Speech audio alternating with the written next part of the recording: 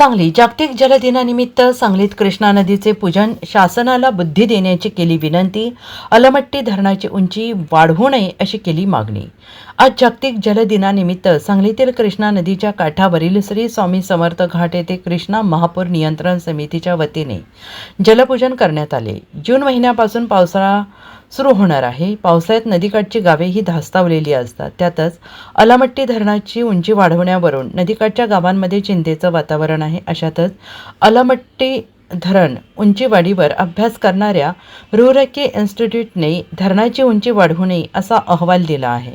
या अहवालात गांभीर्याने घेऊन शासनाने तातडीनं पावले उचलावीत, कृष्णामाई शासनाला बुद्धी येवो की रुरकी इन्स्टिट्यूटचा अहवाल हा अलमट्टी धरणाची उंची वाढवू नये असा आलेला आहे।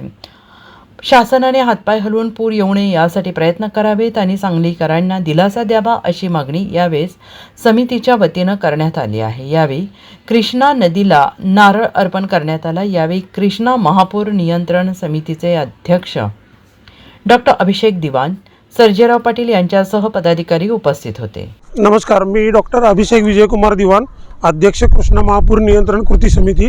आज 22 मार्च जागतिक जल दिन आहे।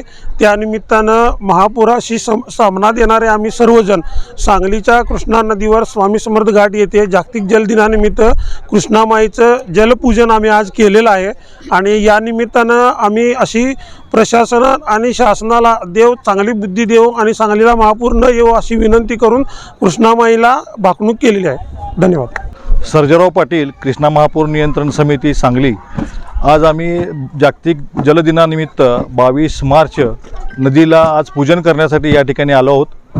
पूजन करताना शासनाला बुद्धी देवो, शासनाला बुद्धी येवो ह्या पद्धतीची मागणी या ठिकाणी आम्ही करत आहोत।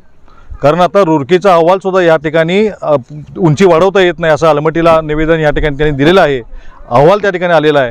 त्यामुळे मला वाटते शासनानं कुठंतरी आता या ठिकाणी हातपाय हलवावेत आणि या ठिकाणी पूर येऊ नये याची या ठिकाणी कोशिश लावावी आणि या ठिकाणी सांगलीकरांना दिलासा द्यावा एवढीच विनंती या ठिकाणी आम्ही या नदीच्या माध्यमातून शासनाला करू इच्छितो। तेवढी या ठिकाणी आमची मागणी मान्य व्हावी ही विनंती। धन्यवाद। आज 22 मार्च जागतिक जलदिनाची निमित्तानं नदीची पूजा मी या ठिकाणी सगळ्या समितीच्या वतीनं या ठिकाणी करण्यात आली आणि या ठिकाणी आम्ही एक साकडं घातलं की कुठंतरी पूर येऊ नये यासाठी आमची मागणी या ठिकाणी शासनाला आहे। Bureau report, SPN Marathi, Sangli.